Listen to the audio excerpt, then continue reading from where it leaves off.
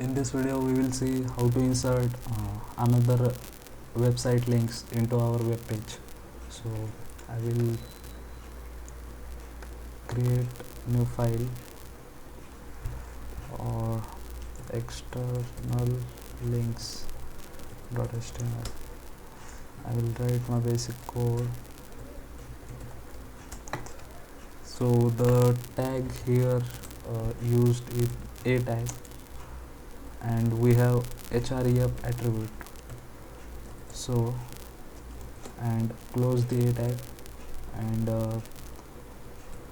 just whichever path you want to go, just type that address in href value.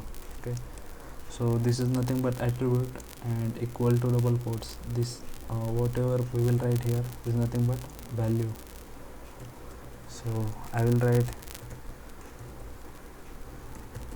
google.com.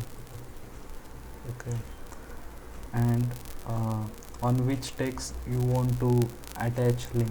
So we need to write that in between the a tag. So I will just write click here, and user will redirect to the google.com after clicking here. I mean any text, just write any text,